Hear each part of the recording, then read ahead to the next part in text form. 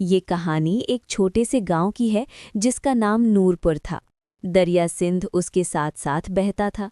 दिन रात अपनी नरम लहरों से गीत सुनाता रहता था।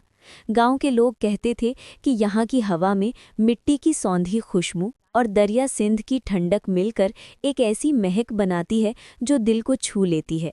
मगर नूरपुर की असल पहचान उसकी एक बूढ़ी औरत से थी जिसे सब मरियम अम्मा कहते थे।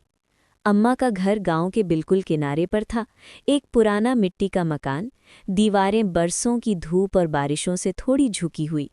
छत पर घास फूस की जगह अब टाइल्स लगी हुई थी, मगर घर के अंदर जो किचन था वो जैसे कोई अलग दुनिया था। सुबह की पहली आज़ान अभी फिजा में गूंज भी नहीं पाती थी कि अम्मा का किचन जाग उठता। तांबे की देगचियों से गरम घी की मिठास उठती, ताज़ा हरी धनिये की खुशबू हवा में घूमती।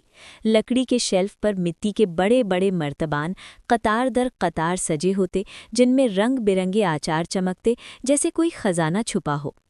सुर्ख मिर्च का अचार, मीठा आम का मुरब्बा, सब्ज धनिये की चटनी, लहसुन अदरक का मसालेदार अचार, सब कुछ ऐसा लगता जैसे हर बर्तन में मोहब्बत भरी पड़ी हो। गांव के बच्चे सुबह सवेरे दरवाजे पर खड़े हो जाते। अम्मा, आज क्या बन रहा है? अम्मा हंसते हुए जवाब देती, जो बनेगा मोहब्बत से बनेगा, थोड़ा सब्र करो, सबको मिलेगा।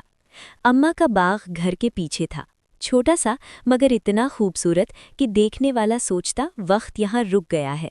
लंबी लंबी क्यारियों में हरी मिर्चें लहराती, टमाटर सुर्ख होकर मुस्कुराते, गाजर जमीन से झांकती जैसे छुप छुपाई खेल रही हो। लौकियां लंबी मोटी बढ़ती, पालक की पत्तियां हरी भरी, धनिये की खुशबू ऐसी कि परिंदे भी रुक कर सूंघते। अम्मा रोज़ फजर के बाद अपनी पुरानी बैंत की टोकरी उठाती और बाग में निकल जाती। उनके कदम हल्के होते जैसे ज़मीन को बरकत बांट रही हों। वो हर पौधे से बात करती जैसे वो उनके बच्चे हों। अरे मेरी प्यारी मिर्ची, आज तुम बड़ी तेज़ लग रही हो। वो एक मिर्ची को हल्की सी छूती और मुस्कुराती। वाह भई टमाटरो, तुम तो बिल्कुल सुर्ख गालों वाले बच्चों जैसे हो, तैयार होना खाने के लिए। गांव के बच्चे दूर से देखते और हंसते, कहते अम्मा के हाथ में जादू है। दूसरा कहता, नहीं, अम्मा के दिल में जादू है। मगर ये कहानी सिर्फ अम्मा की मोहब्बत और खुशबुओं की नहीं थी। इस कहानी का दूसरा अहम किरदार नसीम थी। नसीम की उम्र तकरीबन 27 साल थी। वो खूबसूरत थी, लंबी कद की, चेहरे पर हल्की सी शर्म मगर दिल में छुपी हुई आग। नसीम का घर गांव के दरमियान में था। उसका भी एक छोटा सा बाग था। वो भी सब्जियां उगाती थी, वो भी अचार बनाती थी, वो भी खाना पकाती थी। मगर जब भी कोई अम्मा के हाथ के खाने की बात करता, नसीम का सीना जल उठता। वो रात को अकेली बैठकर सोचती, मैं भी तो वही सब्जियां उगाती हूँ, वही मसाले डालती हूँ, वही मेहनत करती हूँ, फिर मेरा खाना क्यों कोई पसंद नहीं करता? क्यों सब बस अम्मा की बात करते हैं? क्या मैं कुछ नहीं? एक दिन नसीम ने सोचा कि वो अम्मा जैसा ही अचार बनाएगी, बिल्कुल वैसा ही, कदम बकदम। सुबह सवेरे वो बाग में गई, ताज़ा गाजर तोड़ी जो ज़मीन से झांक रही थी, गोल सफ़ेद शलजम निकाले, तेज़ हरी मिर्चें, रस भरे लेमन, नरम फूल गोभी, सबको साफ पानी से धोया, एक साफ कपड़े पर फैलाकर धूप में 2 घंटे सुखाया। फिर बड़ी थाली में मसाले तैयार किए। 2 कप राई, 1 कप मेथी दाना, आधा कप सौंफ, आधा कप कलौंजी, 3 चम्मच सुर्ख मिर्च पाउडर, 2 चम्मच हल्दी, नमक हस्बे जायका। सरसों का तेल गर्म किया, जब धुआं उठने लगा तो आग बंद कर दी। ठंडा तेल मसालों में मिलाकर हाथ से अच्छी तरह मिलाया, सब्जियां डाली और नरमी से हिलाया ताकि टूट न जाए। मिट्टी के बड़े मर्तबान में भरा, धूप में 3 दिन रखा और रोज़ हिलाया। तीसरे दिन उसने गांव की औरतों को बुलाया। आज मैंने अम्मा जैसा अचार बनाया है, आओ चखो। औरतें आईं, चख कर बोली, वाह नसीम, अच्छा है, मज़ा आ गया। मगर कोई ज्यादा तारीफ नहीं थी, बस आम सी बात। नसीम का दिल टूट गया। वो घर आई, दरवाज़ा बंद किया और बिस्तर पर बैठ गई। आंखों से आंसू बहने लगे।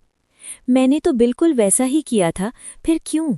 रात भर वो जागती रही, सोचती रही। शायद अम्मा कोई जादू जानती हैं, शायद कोई खास दुआ पढ़ती हैं। उसकी जलन अब हसद में बदल चुकी थी। कुछ दिन बाद अम्मा ने गांव भर के लिए ऐलान कर दिया, जुम्मे की शाम पूरे गांव को खाना खिलाऊंगी, ये मोहब्बत की दावत है। गांव में खुशी की लहर दौड़ गई। बच्चे नाचने लगे, औरतें बातें करने लगीं, बुजुर्ग मुस्कुराए। अम्मा का खाना तो जन्नत जैसा होता है। जुम्मे की शाम आई।